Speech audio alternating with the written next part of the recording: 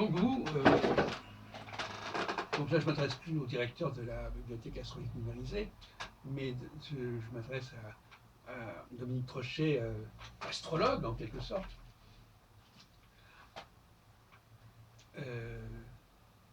Vous croyez beaucoup à une... Alors vous avez référé à la tradition astrologique, vous pensez que en lisant les ouvrages anciens,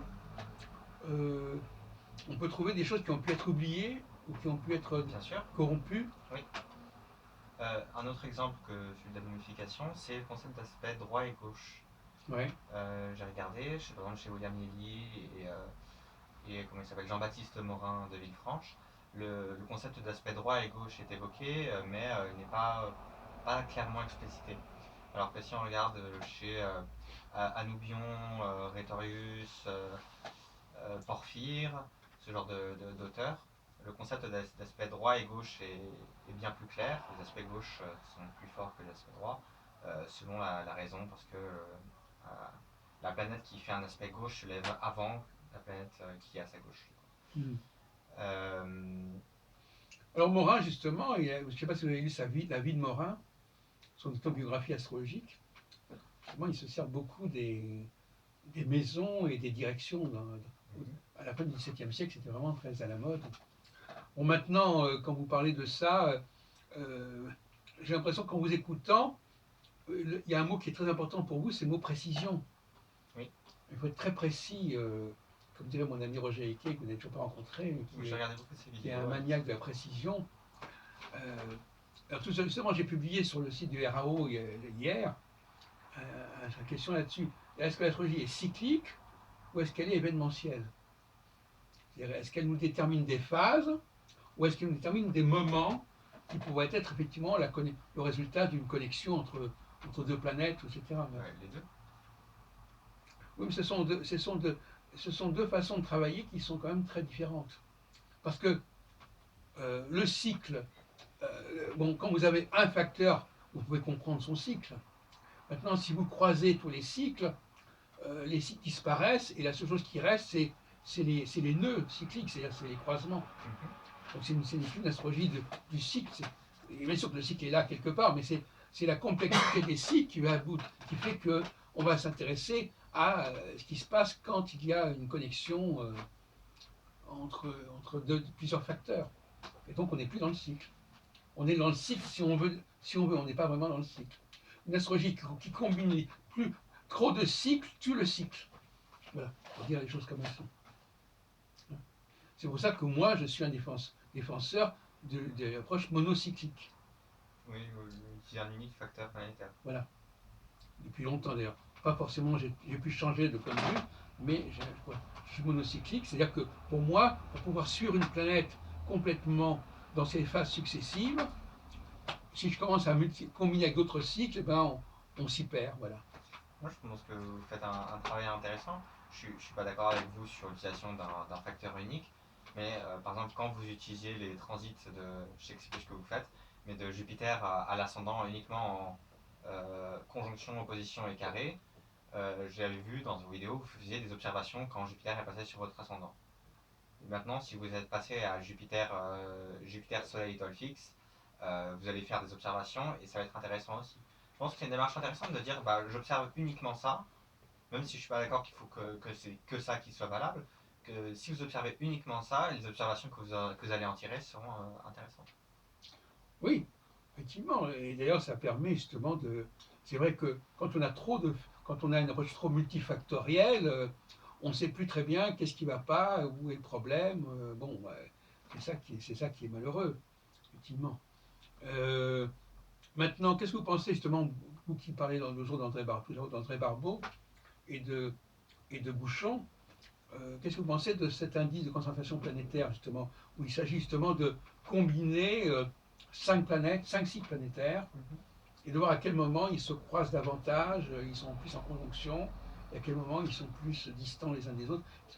Est-ce que c'est une façon valable de travailler, à votre avis, intuitivement Je suppose qu'il Puisque faut... vous dites que c'est ça qui permettait de valider la prévision astrologique pour les 2 guerres mondiales, par exemple. Oui, c'est ça, ça marchait pour les 2 guerres mondiales. Alors, ce que j'ai compris de cet indice de concentration planétaire, c'est qu'il était censé prévoir Une un, troisième. c'est une troisième guerre mondiale dans les années 82-83, c'est ça? Oui, oui. Qui n'est pas arrivé. Oui. Donc, après, ce que ça dit, c'est pas censé signifier uniquement des guerres, mais peut-être juste des périodes basses pour l'humanité. Après, j'avoue que je ne sais pas ce qui serait passé en 82-83 de spécialement. Peut-être la fin de Brejnev, c'est ça, en URSS? 89. Mais ça, c'est un autre problème. Alors, 89. Non, Brejnev, c'est 81, je crois. Oui, mais enfin, oui, mais on peut aussi. Parce qu'il y a, dans le cas de Barbeau, il y a une espèce de confusion entre sa prévision sur la base de son intercycle cyclique et sa prévision pour 1989, sur la base Saturne-Neptune. Oui. Et on fait souvent l'amalgame entre les deux, si vous voulez. Alors que c'est tout à fait différent. C'est pas du tout la même méthodologie. Oui, bien sûr. Saturne-Neptune, c'était la Russie, c'était le cycle Saturne-Neptune tous les 36 ans. Et apparemment, alors comment expliquez-vous, mon cher directeur, ou co-directeur, comment expliquez-vous que Barbeau soit passé d'un dispositif à un autre? Là, vous parliez des changements. Là, il a changé de dispositif. Mais est-ce qu'ils les appliquaient pas plutôt conjointement en même temps? Non, non, non. Je crois que, contrairement à ce que vous pouvez penser, il semble qu'au contraire, vous savez, le système Saturne-Neptune, il l'a mis en place en 1953. Lors de la mort de Staline? C'était quoi? Il y avait une conjonction de Voilà, c'est Saturne-Neptune à ce ça. Enfin, moment-là non, mais il avait vu qu'il y avait un certain nombre de choses. Et puis, 1917, etc. Et puis, 36 ans après 1917, il y a la mort de Staline. Et 36 ans après la mort de Staline, il y a 1989. Ouais. Bon. Donc, s'il a élaboré le système de l'indice de concentration planétaire, c'est qu'il n'était pas satisfait de ce dispositif, en fait. Parce que 89, c'était pas encore. En 67, on n'était pas encore en 89. Donc, je pense que ce contraire, c'est parce qu'il a été déçu par sa méthode, son ancienne façon de travailler, qu'il a adopté une autre façon de travailler. Alors, j'ai pas compris. Qu'est-ce qui arrivait avant chez lui? C'est les cycles avant l'indice de concentration planétaire, c'est ça? Absolument. D'accord. Ce que je viens de vous dire. Oui. Les cycles, c'était déjà son frère, c'était des années 40-50. Oui, c'est vrai qu'on peut trouver dans l'ouvrage de Armand Barbeau le nombre d'aspects de Donc conjonction. 40-50, c'est le cycle. C'est le cycle entre deux planètes, et en plus, avec une précision localisée. La Russie. Mais alors, il a choisi la Russie parce que c'était Saturne-Neptune. Oui, oui, d'accord, mais enfin, je veux dire que c'est.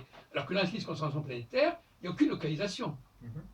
D'une part, il n'y a pas aucune localisation. D'autre part, il n'y a aucun rapport avec le zodiaque. Ça c'est déjà aussi un trait de Barbeau. C'est que lui, en astronomie mondiale, ça n'existe pas, le zodiaque. C'était pas alors qu'aujourd'hui, beaucoup d'astrologues disent ah oui, Saturne a changé de signe, Neptune a changé de signe. Ça, c'était pas du tout la démarche de Barbeau. Donc la démarche de Barbeau, alors on pourrait vous expliquer pourquoi, on n'est pas là non plus pour ça. La démarche de Barbeau, c'est de dire non, non, on va laisser tomber les histoires de localisation.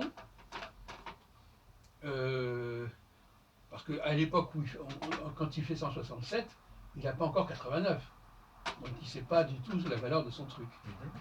Donc lui, il pense que on est dans le domaine mondial, alors donc il annonce pour les années 80. Moi, je suis bien placé parce qu'à l'époque, on avait organisé des congrès à ce sujet, donc on savait très bien qu'on attendait, déjà en 79-80, on attendait un événement qui allait valider enfin toute l'astrologie. Mais le problème, qu'est-ce qui s'est passé, monsieur Trochet, pour que il ait changé son fusil d'épaule, qu'il ait fait ce revirement majeur? D'ailleurs, on ne localise plus, on ne dit pas que telle planète a telle signification, on prend une approche quantitative, c'est-à-dire qu'on mélange toutes les planètes, on regarde combien de planètes, voilà, quantitativement, combien il y a de planètes qui sont là ou qui ne sont pas là, et on est au niveau mondial. À votre avis, qu'est-ce qui s'est passé pour ce revirement? Parce que c'est un problème pour l'historien de l'astrologie contemporaine. Alors vous pouvez regarder justement, c'est un problème fondamental. Alors si vous lisez par exemple les cahiers astrologiques, vous trouverez certainement des traces de ces prévisions dans les années 70, etc. Et c'est vrai aussi pour l'astrologue, puisque l'astrologue est paru en partie de 68, donc en 80, et on peut voir aussi ce qu'il disait. Alors Alors, ce qui s'est passé, alors je vous laisse répondre, c'est ce qui s'est passé. La brochure de Jacques Réverchon qui est sortie sur Barbeau ou... Alors, ça, c'est pas mal, mais ça, c'est surtout son bouquin précédent, la crise mondiale de 1953, D'accord. qui est de Noël. Je le connais pas celui-là. Ah, ben oui. Vous l'avez? Oui, je dois l'avoir quelque part, oui, bien sûr. C'est un ouvrage qui est paru en la crise mondiale 53, donc qui est de 63, qui a été un échec total. Parce qu'en fin de compte, ça se passe à l'époque. Alors justement, vous savez que quel est à votre avis le moment où on a été le plus proche de la guerre mondiale depuis 1940? C'est pas, je sais pas, j'aurais dit 1955, la guerre de Corée, Non, non. ou la crise des missiles de Cuba. Voilà, c'est ça. Alors, la crise de Cuba entre Kennedy et Khrouchtchev, ça a été un moment gravissime. Bah, il est passé à côté. C'est-à-dire que s'il devait y avoir une troisième guerre mondiale, il ne s'est rien passé dans les 80, même d'aussi grave que la crise de Cuba. D'accord. Donc la crise de Cuba. Donc finalement, quelque part, c'était cette crise de Cuba. Alors en plus, il avait annoncé que la Russie allait rejoindre en puissance les États-Unis. C'était à l'époque de Sputnik, de 61, etc. D'accord. Donc là, parce qu'apparemment, en fin de compte, Barbeau avait misé beaucoup sur la Russie. Puisque déjà ses prédictions sur Saturne-Neptune concernaient la Russie, mais en plus il suivait le processus en question et il pensait que la Russie, dans la fin des années 60, allait rejoindre les États-Unis. D'accord. Puisqu'ils avaient déjà acquis une domination au niveau du cosmos, et lui il disait ça. Donc si vous relisez ce ouvrage que vous n'avez pas, mais que vous pouvez vous procurer, que je passerai à votre bibliothèque à votre occasion, vous verrez que c'est exactement ce qu'il écrit. Donc il faut bien comprendre que en 67, après le ratage de Cuba, c'est là que effectivement il remet en question les outils, il remet des outils, il dit bon maintenant on va prendre le truc du bouchon, c'est plus sûr, voilà. Et ce qui est passé il aurait eu une deuxième déconvenue en 83, quoi. Voilà. Bon. Donc voilà. Donc voyez-vous, mais c'est tout à fait normal qu'on puisse abandonner un système pour un autre. Bon. Maintenant, si on revient sur ce système, il prend les planètes de Jupiter jusqu'à Pluton. Oui. Et alors, est-ce que vous vous souvenez qu'est-ce qu'il essaie d'étudier avec ce système?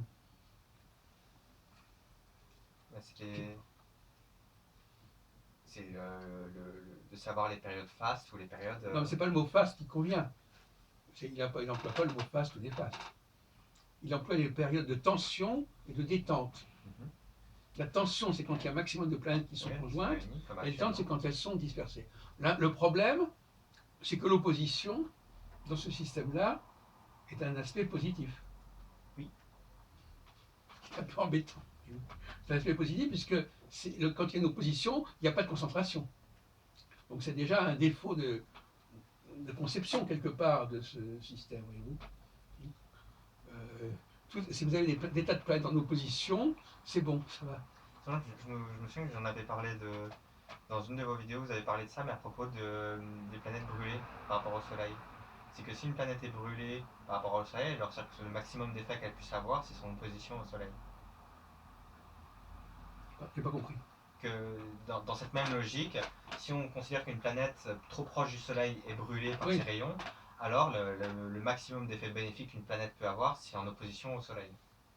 Je ne me souviens pas d'avoir dit ça, mais enfin bon, pourquoi pas. Donc ça irait dans le sens, effectivement. Alors, effectivement, alors là, on parle, toute notre discussion, c'est autour du polyplanétarisme. Bon, alors là, il utilise. Alors, ce qui est intéressant, c'est qu'il essaye d'obtenir un seul graphique avec plusieurs planètes. C'est-à-dire qu'il essaie de résoudre le problème, comment peut-on à la fois avoir un seul schéma, mais utiliser plusieurs planètes. Oui. C'est un peu la solution du problème qu'on avait posé tout à l'heure. C'est-à-dire que le polyplanétarisme, n'empêche pas d'élaborer un schéma D'accord. unique. Oui. C'est plus facile qu'un cycle, quoi. Donc c'est une sorte de solution intermédiaire. C'est pas le cycle d'une seule planète, c'est pas tous les cycles des planètes qui vont dans tous les sens. C'est un truc comme ça qui est un système entre les deux. Alors, je peux vous poser une question à ce sujet-là? Qu'est-ce que vous pensez de la prévision de André Barbeau en 2011 sur la pandémie actuelle? J'ai pas suivi. Il aurait dit en 2011 que à l'aube de l'année 2020, avec le rassemblement du quintet des Lentes, et notamment Jupiter, Saturne, Pluton, là en Capricorne, on serait à l'aube d'une nouvelle pandémie. Mais je vous ai posé tout à la question. Est-ce que l'astrologie, ça sert. Alors, il faut savoir de quoi on parle. Si on parle de détente et de concentration et de guerre mondiale, c'est pas la question de la pandémie. Hein. Donc là, enfin, je veux dire, on n'est pas dans le même registre Il n'y de. a pas que la guerre qui est on dit, vous avez dit quoi, voilà, une détente et. C'est quoi Alors là, actuellement, ça serait une période de tension ou de C'est ça, détente? bah, de tension, puisqu'il y a un rassemblement de trois planètes Ben lentes. non, normalement, au contraire, la pandémie, ça crée une détente au niveau international. Parce qu'il y a une sorte de responsabilité collective, donc on pourrait presque dire l'inverse. Si je voulais jouer sur les mots, je dirais, effectivement, la pandémie, c'est pas le moment de faire la guerre.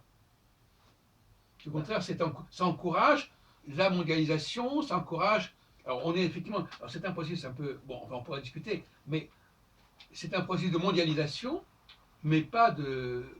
Bon, de toute façon, la question que je vous posais, c'était la suivante. Qu'est-ce qu'on étudie? Qu'est-ce qu'on veut étudier en astrologie? Voilà. Quel est le sujet? Quelle est la problématique anthropologique, sociologique, historique que l'astrologie est censée décrire dans sa cyclicité? Est-ce que c'est pas un peu court de parler de détente? Est-ce que l'astrologie, elle est là pour nous parler de la détente et puis de la tension? Est-ce qu'elle est là pour nous parler de la guerre? Bah, les graphiques de Barbeau nous rappellent un peu les courbes en économie de Kondratiev et Ah, de Léoniev. oui, ils peuvent nous rappeler, effectivement, vous avez raison, C'est sans une plus. question de cycle ascendant et de cycle Oui, descendant. oui. Enfin, moi, je vais C'est vous donner mon point de c'est vue. une façon mathématique de voir le monde finalement. Non, moi, je ne suis pas contre le principe, c'est le contenu qui me pose problème. Qu'est-ce que- Quelle information on veut en tirer et qu'est-ce qu'on veut expliquer? Mhm. Quel phénomène on veut expliquer? Visiblement, Barbeau a une conception un peu limitée à mon avis, à savoir, bon, on veut expliquer s'il y a des guerres ou pas des guerres, des tensions ou pas des tensions. Est-ce que c'est ça l'enjeu du fonctionnement de la société et de l'humanité que cette affaire-là? Ou est-ce qu'il n'y a pas d'autres enjeux beaucoup plus majeurs? Justement, bon, comme par exemple, vous dites la pandémie, mais par exemple, la conception de l'économie, par exemple, hein, le fait de euh, par exemple, actuellement, la pandémie, qu'est-ce qu'elle a posé comme problème? Faut-il privilégier l'économie Mhm. ou bien la santé, par exemple? Mhm. Ça, c'est un vrai problème. Oui. Parce que c'est un problème fondamental. C'est toujours ces deux questions. Faut-il privilégier les structures de base, le capital déjà engagé, ou est-ce qu'il faut s'occuper des enjeux immédiats dans l'urgence, etc. Bon, voilà. Et ça, effectivement, normalement, l'astrologie doit pouvoir nous dire si on est dans une période A ou B, par exemple. Alors, donc Barbeau a raison de dire qu'il faut A ou B. Mhm. Le problème, c'est qu'il ne dit pas clairement ce que c'est que A et B. Mais moi, en tant qu'historien, il faut dire, voilà, la personne était dans la bonne direction. Elle était dans la bonne direction sur pas mal de sujets, mais pas assez. Donc là, il a bien compris qu'il fallait que l'astrologie soit dans une dualité, mais il n'a pas décrit correctement, à mon avis, en quoi consistait cette dualité. Et à partir du moment où vous ne définissez pas bien la dualité, bah, vous faites des prévisions qui tombent à côté, forcément, parce que vous ne dites pas de quoi il s'agit. Bon. Et puis, il y a un autre problème qui se pose aussi, que vous savez très bien ce que je vais dire, c'est qu'il ne tient pas compte du thème natal des leaders. C'est une astrologie hors sol. C'est un peu difficile, surtout pour ce qui est des démocraties, de tenir compte du thème natal des leaders, puisqu'ils sont élus pour, en France, c'est 5 ans. Si on veut faire du temps long, ça devient difficile, quoi. Après, pour ce qui est d'un roi, c'est différent, puisque le roi reste toute la Oui. durée de sa vie. Ah non, mais il y a vous avez raison, ce sont des objections qu'on peut faire, mais cela dit, est-ce que ça justifie qu'on ne puisse pas tenir compte? D'accord, mais si vous voulez, c'est comme, vous savez, ça fait penser à cette fameuse plaisanterie du type qui est dans une rue, vous savez, il cherche sa montre là où il y a de la lumière, mais il a perdu sa montre à l'autre bout de la rue. Donc si vous voulez, bon, bah, d'accord, effectivement, il y a peut-être un problème parce que on ne sait pas exactement qui seront les leaders, mais justement, est-ce que l'astrologie est là pour nous prévoir quels sont les leaders ou pour nous dire quels devraient être les leaders? Si par exemple je veux qu'à un moment donné, politiquement, on ait cette politique-là, il faut choisir un leader qui corresponde à cette politique. Ce serait intéressant, on pourrait créer un nouveau système politique et qui se baserait sur l'astrologie pour Mais choisir ses chefs. absolument, Je ne suis pas contre. absolument, mais Comme les gens qui font du recrutement tout à fait. astrologique en entreprise. C'est pour ça que là aussi, il y a une façon de revoir les choses autrement. Effectivement, l'astrologie doit nous dire, voilà, donc c'est une astrologie hors sol, si vous voulez. Bon. Alors il y a une espèce de décalage entre d'un côté une astrologie mondiale hors sol, de l'autre côté une astrologie individuelle, très personnelle. Et à mon avis, il y a certainement une voie médiane entre les deux, qui est celle que j'ai proposée, à savoir qu'on ne peut pas faire abstraction de certains facteurs du thème natal pour déterminer le cours des choses. Mais effectivement, bon, c'est vrai que par exemple, si on prend la France, eh ben, on ne peut pas comprendre comment les choses vont se passer si on ne tient pas compte du thème du chef. Et le chef nous entraîne avec lui, en quelque sorte. Est-ce que vous pensez d'établir c'est une pratique courante, c'est d'établir des thèmes de pays? Ah non, pas du tout. Non. Ah non, non, pas du tout. Parce que Ah non, non, je ne crois pas du tout. Pour moi, il faut un être humain en chair et en os. Les gens qui font ça font justement des superpositions, des synastries entre les thèmes des leaders et le thème du pays, oui. en disant que voilà, il y a des coïncidences. Oui. Donc lui est entre guillemets plus prédestiné à pouvoir. Non, ça je ne suis pas du tout dans cette direction, parce que pour moi, ce qui est très important, c'est l'être humain qui canalise les énergies. Et moi, je suis allergique à tout ce qui est juridique. On a fait des études de droit. Oui. Tout ce qui est juridique, c'est-à-dire toutes les le droit constitutionnel, tout ça, ça va à l'encontre de l'astrologie, disons clairement. L'ennemi principal de l'astrologie, c'est le droit. D'accord. Parce que le droit fixe des structures de temps qui ne sont pas astrologiques et qui vont interférer avec l'astrologie. Il va. Voilà, donc finalement, c'est une sorte de pseudo-astrologie, le droit constitutionnel, en quelque sorte. C'est une. Les gens, ils préfèrent inventer des durées, comme ça, et dire voilà, à telle date, on fait ceci, ça durera tel temps. Comme vous dites vous-même, ils ne tiennent pas compte de l'astrologie. Ils inventent c'est de l'astrologie sans en être, si vous voulez. Vous voyez ce que je veux dire? C'est-à-dire que c'est. Alors, on joue à l'astrologue avec des constitutions, des durées de mandat, etc., en disant voilà, ah ben là, vous avez fait vos 4 ans, allez, on change, etc. Alors, moi, ma position, c'est exactement l'inverse. C'est le leader qui est le porteur de l'institution. C'est-à-dire que c'est le leader qui fait la société, qui structure la société. C'est autour de lui que les choses s'organisent. Les institutions, c'est une sorte de, comme on dit, une emplâtre sur une jambe de bois. C'est quelque chose qui est tout à fait artificiel. Il faut être extrêmement méfiant en tant qu'astrologue pour toute la structure juridique, institutionnelle. Toutes ces constructions font ombrage à l'astrologie, disons. Elles portent ombrage à l'astrologie. Et moi-même, j'ai écrit récemment que le déclin de l'astrologie coïncide plus ou moins avec le démarrage de ces constitutions depuis le XVIIIe siècle, aussi bien aux États-Unis qu'en France, etc.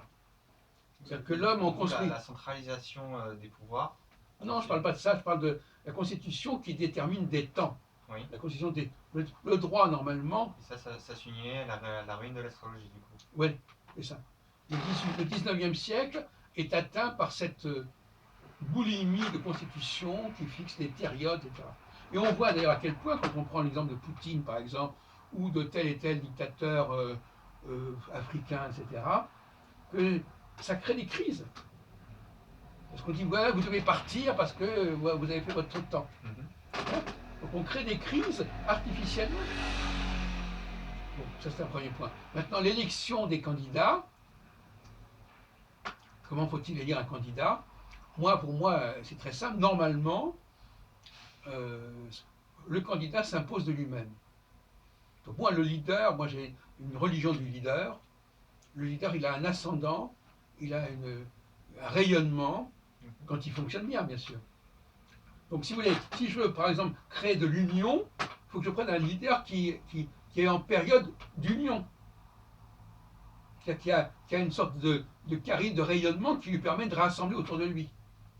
Et si je prends un leader qui n'a pas cette capacité-là, il ne faut pas que je m'attende à des résultats extraordinaires. Est-ce que ça existe en France, ce type de leader? Vous êtes capable de citer quelqu'un qui aurait ce profil? Attendez, moi je reste. Attendez, bon, alors là, on ne va pas rentrer dans le détail de telle et telle personnalité. Et de toute façon, encore une fois, mon cher ami, il faut qu'il soit dans la bonne période. Ça, je suis d'accord. Ouais. Hein, c'est pas le leader que ceci ou cela. Un leader, pour moi, il passe par des périodes où il est très dans l'extraversion, et bien il est dans l'introversion. L'extraversion, c'est le carré de Jupiter au Soleil, et l'introversion, c'est la conjonction, ou l'opposition. Donc, effectivement, si vous prenez un leader et vous dites, ah oui, il a fait ceci ou cela, mais vous oubliez que maintenant, il n'est plus dans cette phase-là. Ça ne va pas aller. Ou inversement, ah celui-là, ça n'a pas marché, ah oui, maintenant, peut-être qu'il va marcher. Donc, effectivement, c'est pour ça que l'astrologie cyclique, pour terminer notre discussion sur ce point, elle a l'avantage d'avoir une sorte de clarté. Les gens comprennent de quoi on parle, ils voient qu'il y a des hauts, des bas, qu'à tel moment ça change, que ça bascule. Là, vous parlez de votre système, c'est ça? Oui, non, mais pas forcément comme mon système. Je pense qu'il peut y avoir d'autres personnes qui ont un système comparable au mien, enfin, je ne sais pas. Parce qu'il y a quand même une différence majeure entre votre système et celui des gens qui prétendent de déterminer des événements précis grâce aux aspects, c'est que vous fonctionnez par phase et eux, ils fonctionnent par moment. C'est ce qu'on disait au début. Oui. Mais justement, je pense que le changement de phase est un moment fondamental. C'est un basculement fondamental. Okay. C'est-à-dire que le leader, moi j'emploie l'expression courant électromagnétique. Quand il y a un changement de phase, il y a un renversement des polarités. Il y a quelqu'un qui peut être très populaire en phase de quadrature, dès qu'arrive la conjonction, ça se ferme. Qu'est-ce que ça veut dire, ça se ferme? Ça veut dire qu'au lieu de s'occuper, parce que pour moi le leader il a deux fonctions, à la fois s'occuper des vivants et des morts. Par exemple, nous sommes dans une bibliothèque, ce sont les morts. Oui, je me souviens de votre vidéo, il s'occupe du passé et du futur. Quoi. Voilà, ce sont les morts. Donc notre humanité, elle s'est construite en grande partie sur la gestion de la mort. Les ruines, les bibliothèques, les musées, etc. Il y a eu des grands politiques qui ont construit, qui ont fait construire des monuments, ou qui ont construit des bibliothèques, etc. Bon. Ou inversement, d'ailleurs, des gens qui sont amusés à détruire la bibliothèque d'Alexandrie, par exemple. Bon, donc effectivement, il y a un moment où le leader, parce que pour moi, c'est l'astrologie du leader qui m'intéresse. J'avais appelé d'ailleurs autrefois l'astrologie charismatique. Le leader, c'est celui qui a une double fonction et qui, à un moment donné, va passer sur l'autre registre. Et là, ça va plus. Ça va plus. C'est-à-dire qu'il va dérouter. Puisqu'il était ouvert aux autres, il s'intéressait aux vivants, à ce qui se passait autour de lui, et tout d'un coup, il va revenir à ses études, à la gestion, à l'administration des choses, des objets. Et évidemment, ça n'a plus du tout le même impact. Votre truc sur Jupiter-Soleil, ça pose problème. Par exemple, dans les élections en France, si on a 5 ans d'élection d'un président, le cycle de Jupiter, c'est 3 ans. On vous a dit qu'il ne fallait pas être dépendant du système juridique. Oui. Bon, donc. Oui, donc ça va dans votre sens. C'est pas le problème. Autrement dit, si vous élisez quelqu'un pour 5 ans, il faut que vous sachiez, et d'ailleurs ça a été relevé plusieurs fois, il faut que vous sachiez qu'il ne va pas mener la même politique pendant 5 ans. Puisque lui-même va changer. Il peut changer. Alors, par exemple, on a beaucoup reproché, il y a eu beaucoup de revirements comme ça. Mais par exemple, un des cas les plus classiques, c'est celui qui est signé par Michel Onfray, qu'en 83, Mitterrand a changé son point de vue. Voilà. Alors on va dire, ah oui, mais c'est parce qu'il avait annoncé ça, donc il aurait dû continuer comme ça. Mais ça, c'est un malentendu, on ne peut pas discuter comme ça. Il faut savoir qui on élit et comment lui il va fonctionner. Donc le leader, il doit être parfaitement prévisible. On sait qu'on le prend, et on sait comment il va changer. Et on sait qu'il va mener telle politique pendant un certain temps et une autre politique à un autre temps. On le sait. Donc il n'y a pas besoin de changer de leader, puisque le leader lui-même est en mutation. C'est aussi une des choses que je dis. C'est pour ça que je suis assez favorable à la monarchie. Parce que la monarchie, je prends quelqu'un, et puis bon, bah, finalement, bon, bah, voilà, il va rester en place, et on sait qu'à un certain moment, il va mener une politique pour préserver le passé, organiser mieux les structures, et notre politique, il va plutôt se projeter dans l'avenir, des projets. Voilà, on le sait, on sait à quel moment ça va se produire. Pas besoin de changer de personnage. On va changer de sujet parce que ça va être un peu long autrement.